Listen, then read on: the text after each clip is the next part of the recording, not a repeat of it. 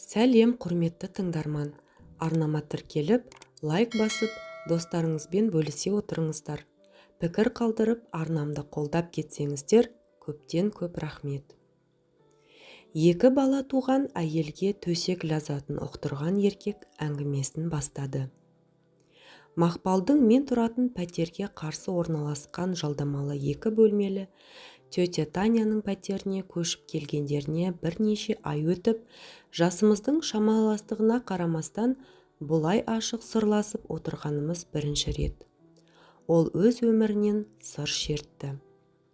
5 жыл бірге оқығанда, егіз қозыдай бірге жүріп, күйіп-сүйіп қосылған Бекжанмен 10 жыл бірге өмір сүріп, дүниеге екі сәби әкелгенмен дәм-тұзымыз жараспай ажырасып кеттік. Бұрын ешкімді менсінбей, махаббат деген адам өмірінде бір-ақ рет оянатын сезім деген ұстанымның жетегінде жүргенмен, жолым болмағаннан кейін бетім әбден қайтып қалды. Махаббат атты теңізге жұбымен шомылуға үлкен әзірлікпен келгенмен, өмірдің үлкен соққысын алдым. Өмірде мен үшін Бекжаннан басқа жігіт те, еркек атаулы да болмайтындай еді. Сөйткен жұбайлық өмір мен сүргендей болса, өмірден еркексіз өтейін дегенмін. Сондықтан болар, еркек деген сөзді естісем болды, бір жабайы хайуанның атын естіп, көз алдыма қорқынышты бейнелер келетіндей. Түр басым келіскен, өз ісіме пысық әйел болған соң ба, әйтеуір үйленемін, маған күйеуге шық, балаларыңа әке орнына әке болам дегендер де, я болмаса ойнап күлейік, өмір деген ертең-ақ бір күндей болмай өте шығады, өкініп қаласың деген адамдар да болды. Жұмысым банкте болғандықтан ба, жұмыста да алдымыздан өтетін адамдардың көбі еркектер еді.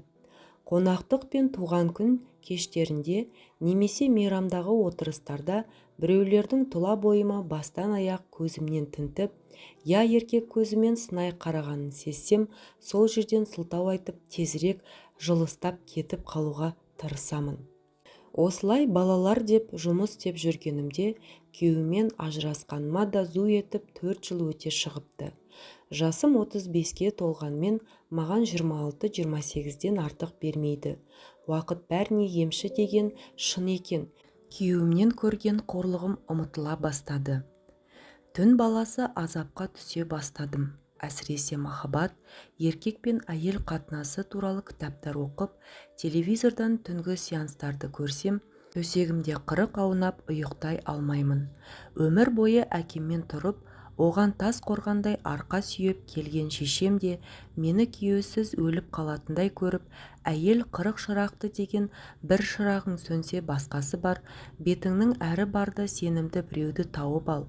Айналаңда жігіттер шыбындай үймелеп жүр, балаларың саған қолбайлау болады, өзім бағып өсірем деп, шыбынша үймелегендердің 2-3-інің жақсы жақтарын жеткізіп, тек мен тиген жағдайда қиналмай-ақ түзеліп кететін кемшіліктерін айтып, жілікше шаға бастайды. Бір балаға зар болып жүрген дос келіншегім Қарақат та, жоқ Бекзаданы күткенің жетер, жерге түссеңші, ана жынды байымсымағың басыңды ешкімге қарамайтындай дуалап қойған ғой дейді. Жігіттермен әзілдесіп, ашық жарқын отырамын. Одан әріге бара алмаймын. Одан әріге бару үшін басты бір нәрсе жетпейді. Ең аяғы жан тәнім мен дене құрылысымды қайта жасап шығу қажет сияқты. Төсек жайлы ойласам, көңілім құлазып сала береді. Менің жанымды кім түсінсін, ең жақын адамдарында түсінбейді деп оңашада күрсінемін. Менің де ойнап күлгім келеді.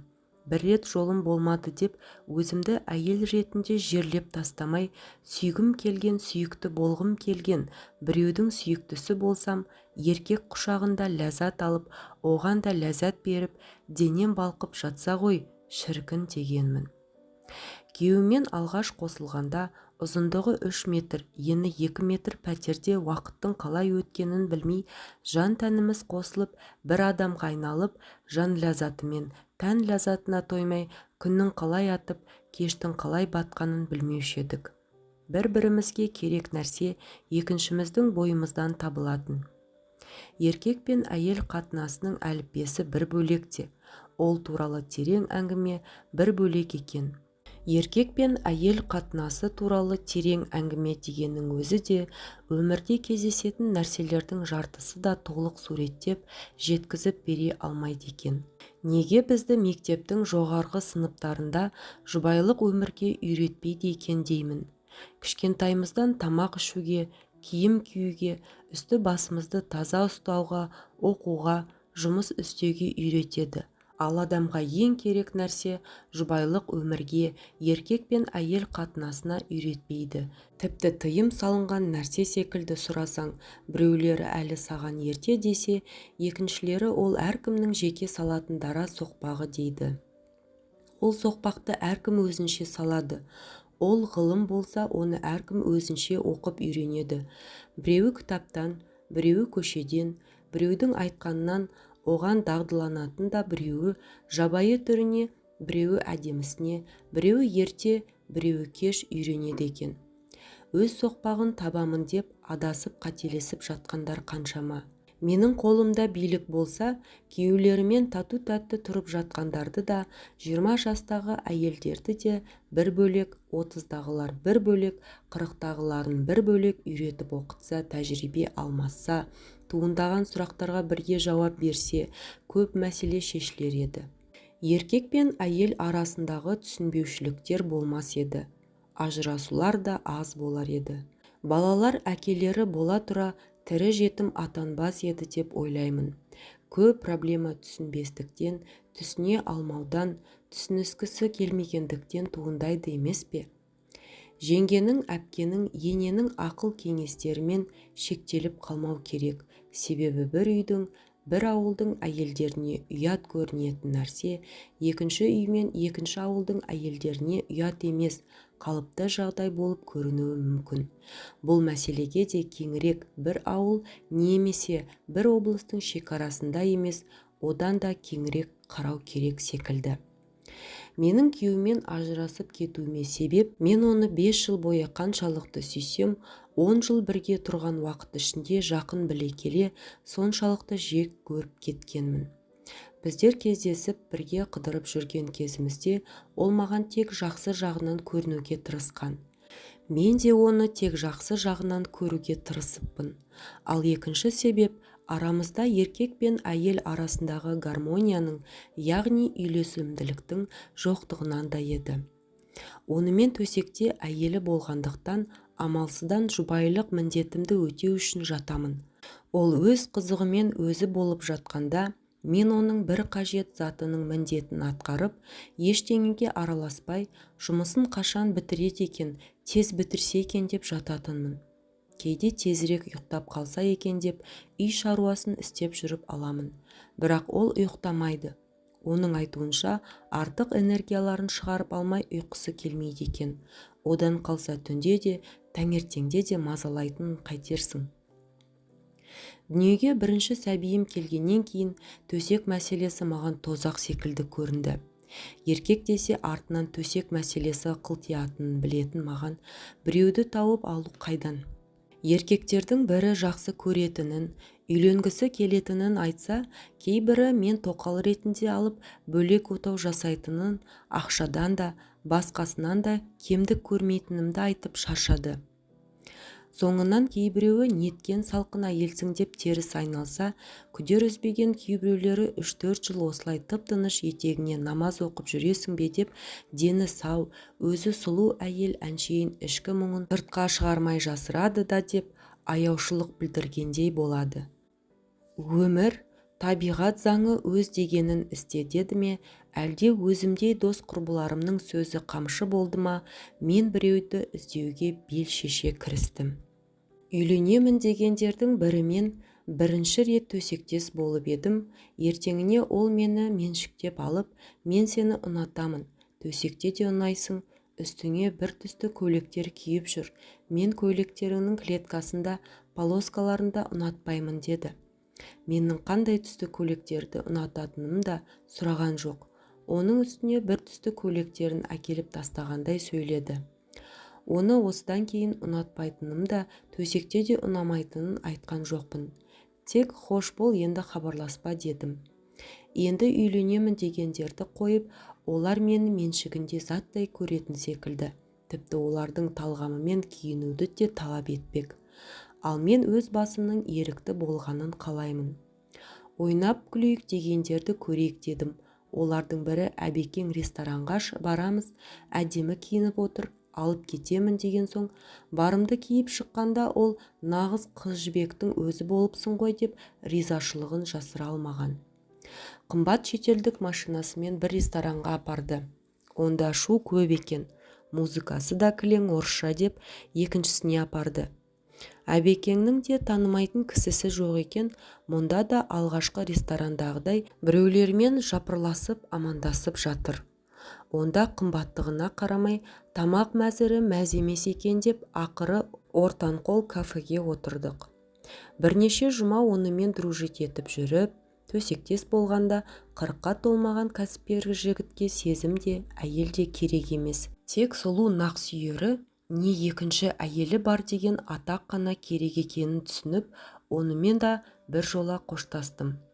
Шыбынша үймелегендердің ішіндегі екеуінен көңілім қалғанмен, үшінші бойдақ ажырасқан еркектен мен саған не үшін керекпін? Байы жоқ әйел болған соң коллекция үшін керекпін бе деп төтесінен сұрадым. Ол да жігіт екен, бірден берген тура жауабынан шалқамнан түсе жаздадым. Мен секстің әр түрімен айналысқым келеді. Видеолардан көргендерді істеп көрсем деймін. Еркек пен әйел төсекте бір-бірінің қалағанын істеуге әзір болса ғана төсек қатынасының мәні ашылады деді. Мен мұндай пікірге келіспейтіндіктен экспериментке бара алмайтынымды білдірдім.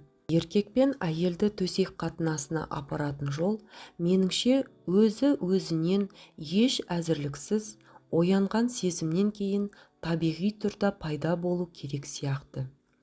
Сөйтіп аз уақыт ішінде 3 еркектің атын сызып тастап, жақсы еркектер әйелдерінің қасында, ешкімге қажеті жоқ, жаман еркектердің маған да қажеті жоқ деп, өзімнің интимдік өмірімде мораторий жариялап, алаңсыз тірлігіме кірістім. Тіпті еркек, жігіт дегенді бойымнан да, ойымнан да өшірген секілдедім. Енді тек бар ойым жұмыста болады, карьера жасаймын деп бекіндім. Бірақ бәрі Құдайдың қолында деген рас екен. Жылы күздің жексенбісі еді. Балаларды мамама апарып тастап, үйді әктеуге кіріскенмін. Кешқұрым әрең бітіріп, қатты шаршап тұрсам да, моншаға баруым керек болды. Оның кешкі сағат 10-ға дейін істейтінін білемін. Әрі үйден алыс болмаған соң, әрі кір денеме таза киім киемін бе деп, сол күйі бір киіммен бара салдым.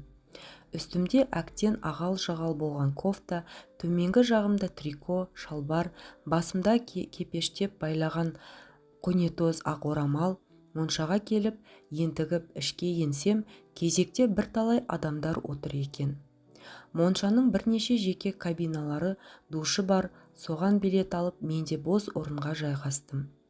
Қарсы бетте 4-5 еркек кезекте отыр. Үстімдегі лас киімнен ыңғайсызданып, төмен қарап отырсам да, біреудің мені бақылап отырған көз қарасын сездім.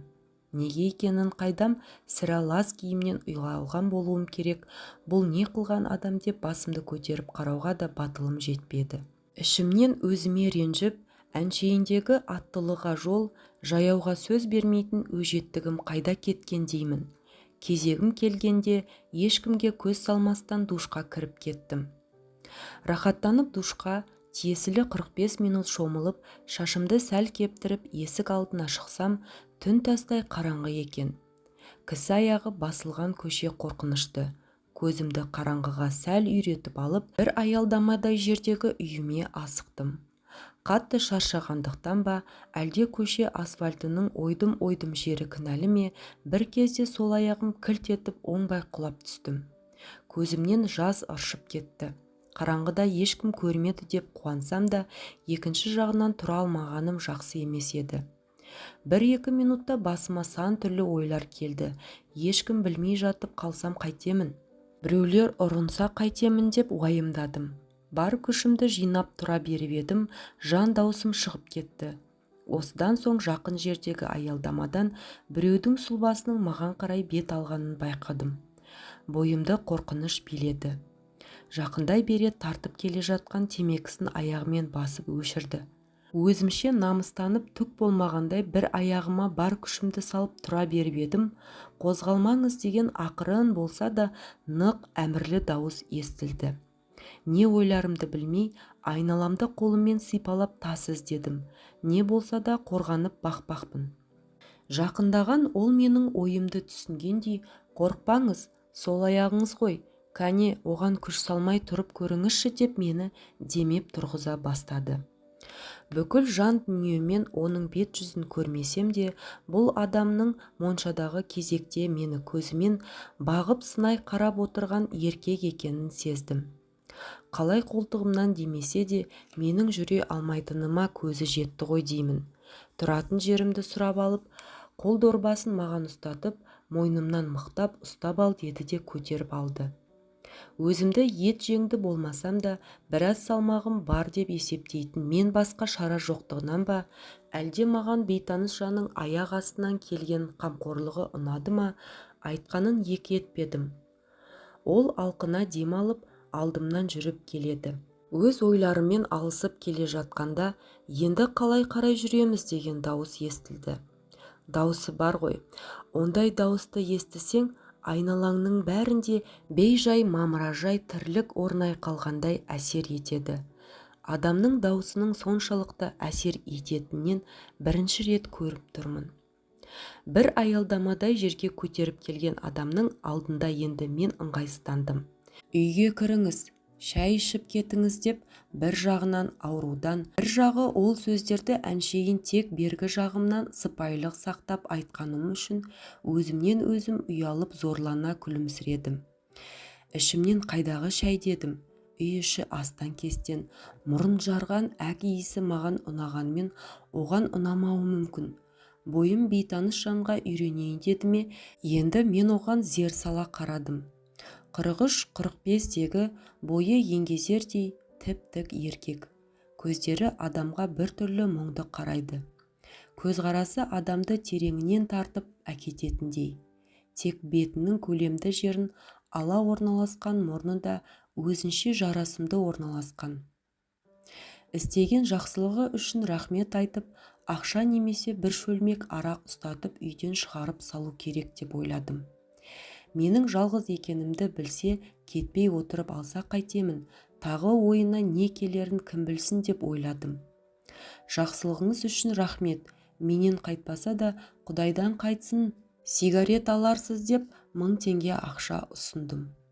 Оған тәуірлеу арақ не импортқа шығатын 5 жұлдызды Қазақстан коньягі келетінін білемін. Ол болса жақсылықты Құдай үшін, я ақша үшін жасаған жоқпын деп дүңк ете қалды. Одан кейін үй үшін барлап үлгерсе керек, жалғыз болсаң мен ешқайда кетпеймін деді. Шошып кетіп, о не дегеніңіз, қайтыңыз, үйіңізге қайтыңыз деп едім, сені бұндай күйде жалғыз тастауға болмайды. 1-2 сағаттан кейін не болатынын кім біледі деп қосып қойды. Менің бір әкем ба, ағам ба секілді өзі. Аты Досбол екен. Қорықсам да сыр бермеуге тырыстым.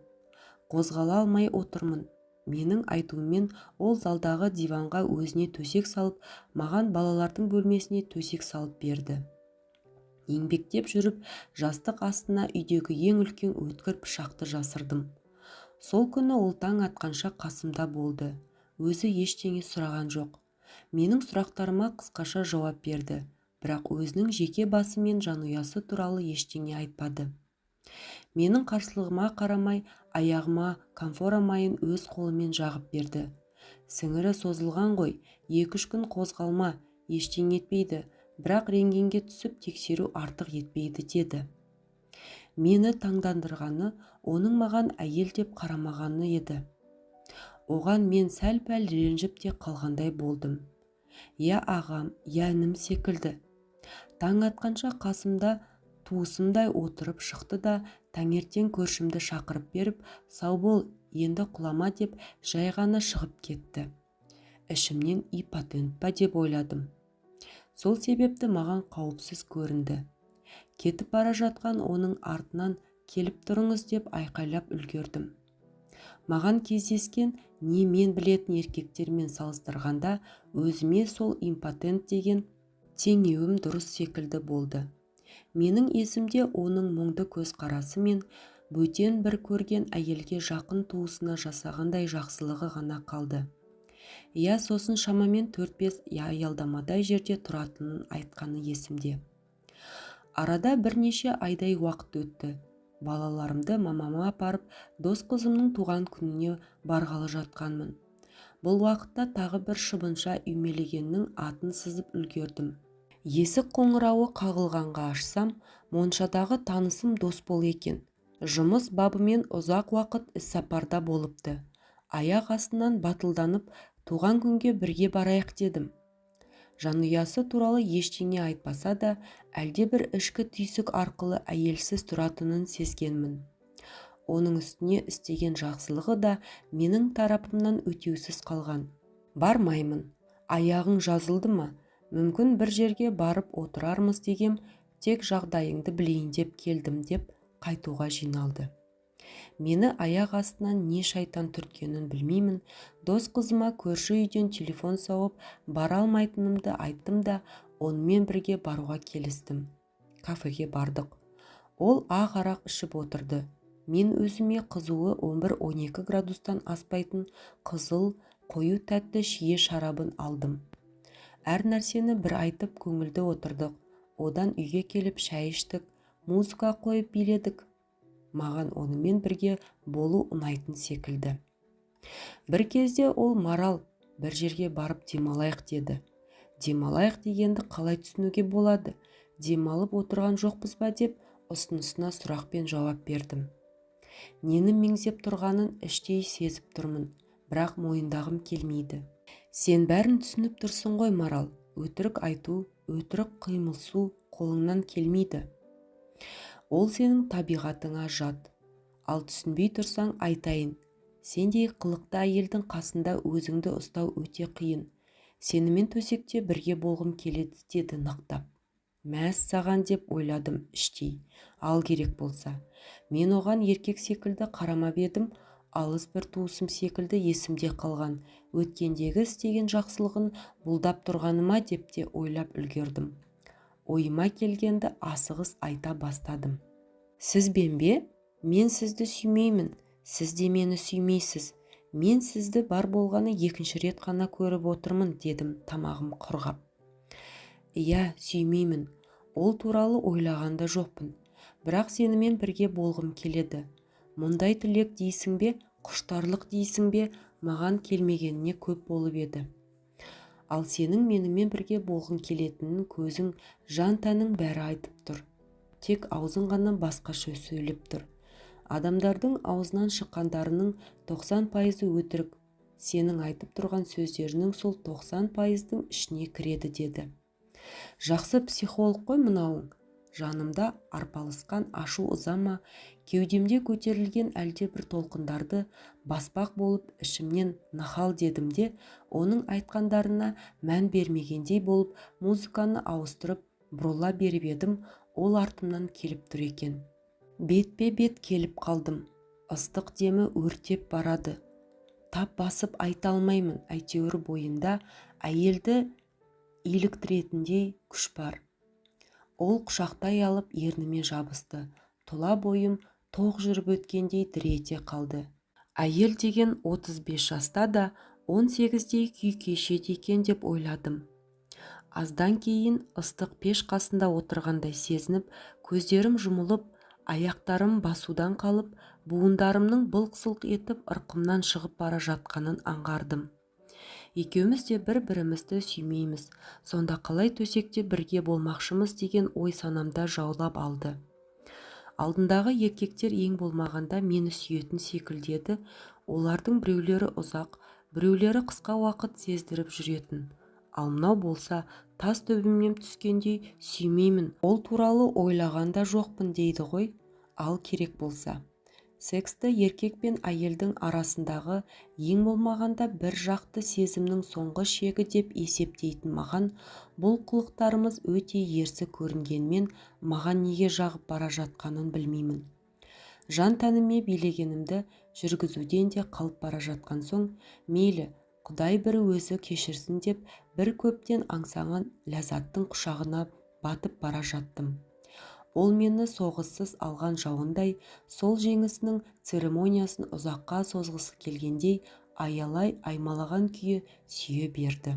Соршы дегендей тілін де тықпаламай, не кейбір еркектердей жұлып алардай сормай, еркін, әдемі, жұмсақ сүйеді екен. Мен бір би билемейтін жас биші секілдімін. Ал ол әдемі бір бидің бар қыр-сырын жетік білетін мұғалім секілді. Өзіне тән махаббат би алаңына жоқ екеуміз бір-бірімізді сүймесе қандай махаббат болушы еді? Секс дейміз бе? Әйтеуір еркек пен әйел арасындағы қатынастың би алаңында мені дөңгелетіп бара жатты. Бір қатты сусап келіп, мөлдір бұлақтан құныға су ішіп жатқандаймын.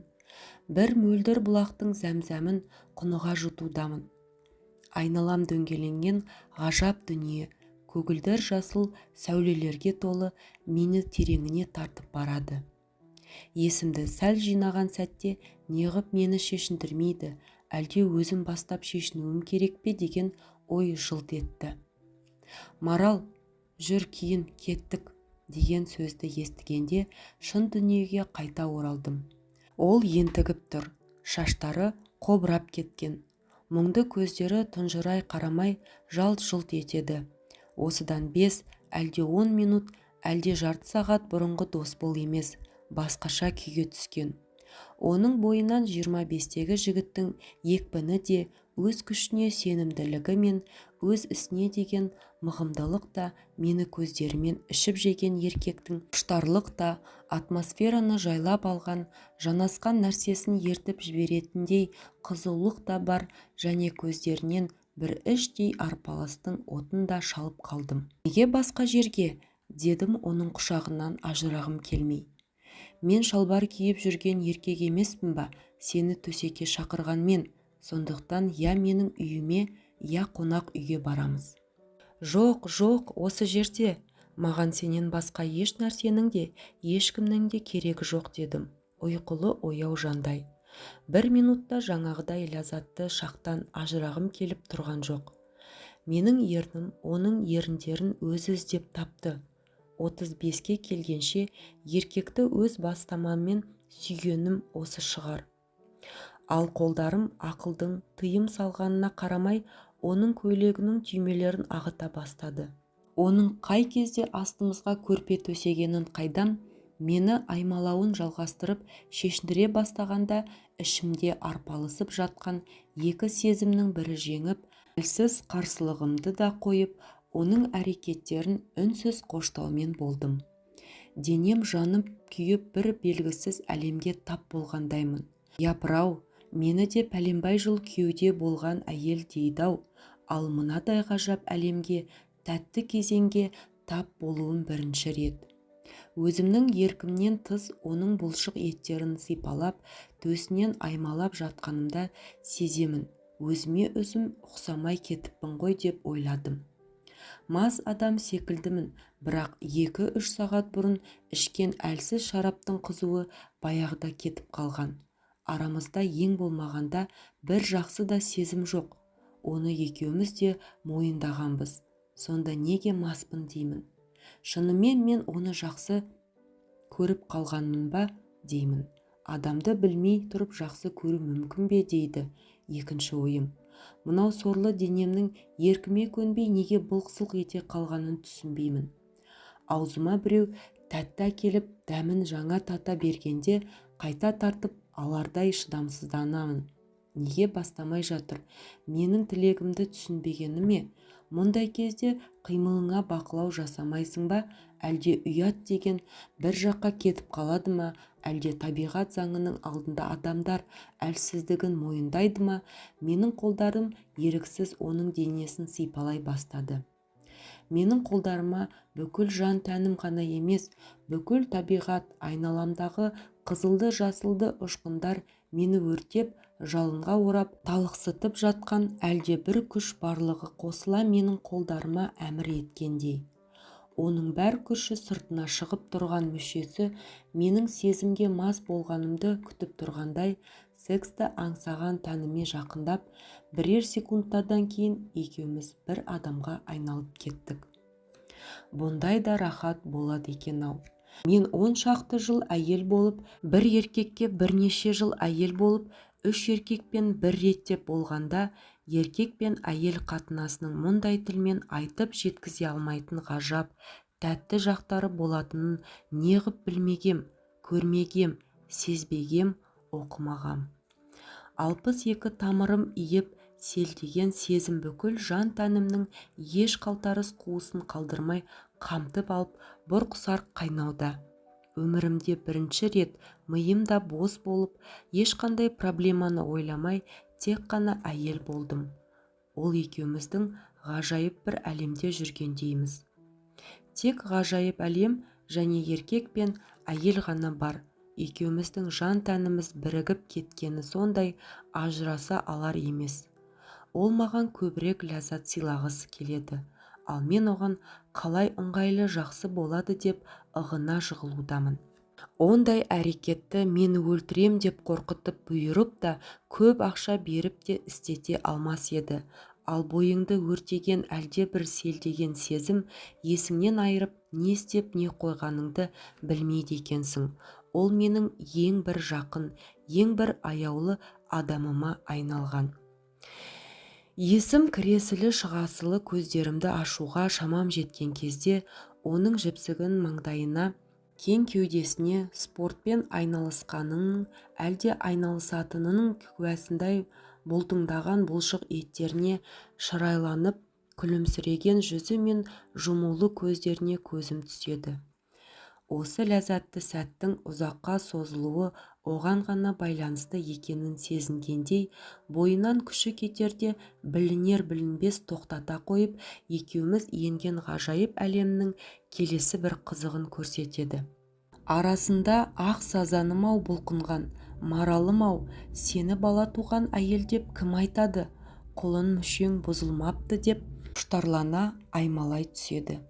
Мен де сандырақтап аузыма түскен нәрселерді айтқым келеді, бірақ айта алмаймын, ұят секілді. Оған деген ризашылығымды, оны жақсы көріп кеткен сезімімді жасыра алмай, ол сөздер аузымнан еріксіз шығып кеткісі келеді, бірақ шығармауға тырысып жатырмын. Дәрігерлер мен психологтар айтатын еркек пен әйелдің арасындағы гармония, әйел бастап кешетін, бірақ әлі өз басым кешіп көрмеген ғажайып күй, оргазм деген осы шығар деп ойлаймын. Құдайым-ау, өзің кешір, әйел атанып бұрын көрмеген ләззатты, ешкімді жақсы көрмей, не еркектің өзіме деген сезімін сезбей, еш дайындықсыз, бірақ сәтте бастан кешіріп жатқаным, өңімде емес түсімде секілді. Түс болмаса түсім-ақ болсын, тек аяқталмаса екен, ең болмағанда созыла түссе екен деймін.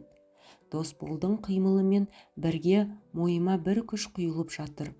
Ол күш менің өмірімді сүйе түсуіме, өмірде тек проблемалар мен қиындықтар, даңғаза қызықшылықтар ғана емес, ешқандай ақша сатып әпере алмайтын, ешқандай байлық бере алмайтын тәтті ләззатты ғұмырға бергісіз, әрі осындай ақылға сыйғысыз ғажап сәттерді де болатындай дәлелдеп көр, ізде, дәмін тат, ие бол деп итермелегендей болады. Қанша қиыншылықты бастан кешсем де, өмірді сүюші едім, енді өмірге одан сайын ғашықпын. Досбол маған ләззат сыйлаған сайын, мен өзімнің әйел екенімді жете сезініп, мен де оған тек әйел бере алатын ләззат сыйлағым келеді. Бұл сәттерде мен оның қандай тілегі болса да орындауға әзір едім, бірақ ол ештеңе айтпады да, өтінбеді де. Мен осындай оргазм дегенді 2-3 рет бастан өткізгеннен кейін, ол мені біресе үстіне шығарып, біресе алдына алып, шарқ көбелек айналдырды. Оның қолдары кәдімгі ертектердегі айтылатын сиқырлы таяқша секілді еді. Төсіңді аймалап, сәл қысқаны да, денеңді соншалықты бір нәзіктікпен, жылылықпен, әрі өзімсіне сыйпағаны да, өзінің қимылдарына икемдегені де, бәрінен шебер еркектің қолдары сезіледі. Оның кезекті қимылынан тұншықтыра ерніме жабысып, даусының бір-екі рет оқыс шығып, аяқтарымды әнтек шалт қимылмен қозғалғаннан ақ бойындағы қуатын шығара бастағанын сездім. Өзінің шымыр, ет жеңді денесімен менің әппақ денемді жаба сылқ ете түсті. Менің махаббатсыз, сезімсіз секспен айналысқан күнәмді ешкімге керек десеңіз анау терезеден жүріп бара жатқан айға да көрсеткісі келмегендей жауып жатыр. Сөз арасында айтып қалған 90 килограмм салмағын қауырсын құрлы көріп жатқан жоқпын. Басым да, денем де жеп-жеңіл, сонау жалаң шашып тұрған 18-іме қайта оралғандаймын. Неге екенін білмеймін, қуанышым қойныма сыймайды. Мен оның термен жабысқан шашын саусақтарыммен тарамдап, менің аймағыма өткен мүшесін жібергім келмегендей, топ-толық сандарымның арасында ішкі мүшелерімді көмекке шақырып, кетпей-ақ қойсаңшы, сенің орның осы жер ғой дегендей қысып-қысып қоямын. Ол да деп сүйсіне дауыс шығарып қояды. Жыл мезгілі көктемнен жазға ауыса бастағанда тамаша бір кез болады. Сол кезде орман арасындағы бір алаңқайда жатсаң неше түрлі шөп иісі аңқып, мұрын жарады, ал күн көзінің жаңа қызуы алып келе жатқан бетті, сол кезде көк шалғынның үстінде көзіңді аша алмай маужырап әлде бір ғажап күйге енесің. Оның жүзі дәл сондай болып жатыр. Маужыраған жүзінде қуаныш пен әлде бір бақыттылықтың сәулесі ойнап тұр. Ал менің жаным мен тәнімнен де қуаныш пен бақыттың лебі есіп жатыр. Мен осындай күйге күн сайын, сағат сайын, минут сайын түскім келетінін түсіндім. Ол менің үстімнен жай ғана аударылып түсті. Жай ғана өбе бастады. Ендігі қимылы тіпті өзгеше. Бұрқ-сарқ қайнаған құштарлық та, алып ұшқан сезім, сумаңдаған нәпсі, көп уақыттан бергі еркек құшағын көрмей, сусыған іңкірлеген бәрі сабасына түскен, тек еркек пен әйелдің бір-біріне деген ризашылығы, тояттану, мастану және өзіңнің әйелдік я еркектік болмысыңды сезіну ғана ауада қалықтап тұнып қалған. Мен осы екінші рет көріп отырған адамыма екінші рет қарыз болғанымды түсіндім. Оның әйел ретінде оянбаған әйел екенсің дегені маған көп нәрсені ұқтырғандай. Ол 10 жыл әйел болып, 2 бала туған әйелге еркек пен әйел арасындағы төсек ләззатын ұқтырған алғашқы еркек болды. Бір жауды жеңіп келгендей, батырдай риза болып жатырсың ғой дедім. Айтқым келгені басқа еді, мен оны ұнатып қалғанымды түсіндім. Бірақ оны өзім мойындағым келмейді. Тіпті олай ойлауға да қорықтым. Әрине сендей оянбаған, әрі қызу қанды әйелмен болу оңай дейсің бе дедім. Мен екі бетім дуылдап отырып, оған шындықты айттым. Онымен бірге болуымның басты да, соңы да осы шығар, енді көрмеймін деп ойладым. Ол шындықты айтпақ түгіл, өзімде мойындағым келмеген, оның үстіне еркекке айтуға қалай дәтім барғанын білмеймін. Көздерімді алақанымнан басып жатып, баяу бастағаным есімде. Мен сенімен бірге төсекте алғаш рет болсам да, бұл түннің ләззаты бірнеше айларға, мүмкін жылдарға жететінін білемін. Мен бұндай күйді ешқашан кешкен емеспін. Күйеуіммен де, басқалармен де осы жерде артық ашық кеткенімді біліп, мүдіріп қалдым. Сенің де сиқырың бар. Өзіңде де түсіне алар емеспін. Бұрын төсек қатынасын тек еркектерге арналған нәрсе деп ұғатын едім. Енді басқаша екенін білдім. Қарамашы, ұяламын деп, оның кеудемде жатқан басын құшақтап, шаштарын уқалаумен болдым. Ол мені құша түсіп, сенің жан тәніңнің құпия кілтін тапқанмын ғой деп бауырына баса түсті. Біраздан соң екеуміз ғажайып дүниенің құшағына қайта ендік.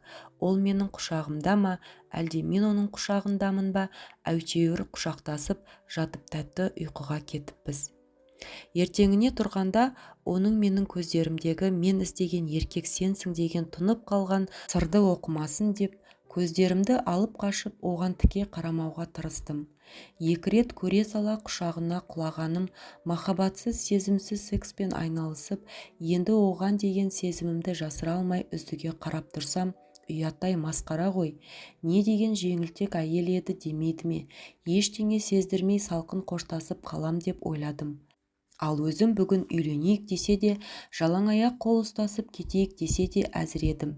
Шіркін-ай, артымнан жылдап жүгірген анау шыбынша үймелегендердің бірі неге ол емес деп қапаландым. Ол тұнып, киініп, жуынып келіп, шашымнан сипап отырды. «Марал, сен мені кешір», деді даусы тұтыға шығып. Ол маған бір үкім, бірге өткізген түніміздің ләззатын бұзатындай бір нәрсе айтқалы тұрғандай бойымды қорқыныш биледі. Ондай тәтті шақ неге тез өтеді деп ойлағанша болған жоқ, оның даусы алыстан талып естілді. Мен өзіме ешбір әйелді жақсы көрмеуге, сүймеуге уәде бергенмін. Керек десе әйел біткеннен кек алуға бекінген едім. Менің жүрегімде жара бар, жас жара, қаны әлі сорғалап тұр. Мен сүйген әйел мені 20 жыл бойы алдап келіпті. Пәк қыз болып шықпаса да, оны кешіріп, үлкен жүрекпен селдеген сезіммен сүйіп едім. Ал бірақ 18 жыл бойы өз балам деп келген баланың өзімдік емес екенін тосын білуден артық қайғы бар ма? Бұдан артық не сорақылық болушы еді? Бұл әйелдер тарапынан болатын ең ауыр қылмыс емес пе? Баламның ауыр операциядан шыққанына қарамай, ештеңе түсіндірмей үйден шығып жүре бердім. Сол кеткеннен мол кеттім. Әйелім бәрін түсінді, ештеңе демеді. Баламның менікі емес екені сол операция кезінде анықталған. Бала қанының группасы менің де әйелімнің де группасымен сәйкес емес. Менде қазірден бейтаныс адамды бір көргеннен қандай адам екенін танитын қасиет пайда болған. Сен таза мөлдір бұлақ секілдісің. Сенің жанында жаралағым келмейді. Қош бол. Сенімен қоштаспасам, сені сүйіп қалуы мүмкін. Маған уақыт керек. Мен сенен емес, үлкен сезімнен қашып барамын.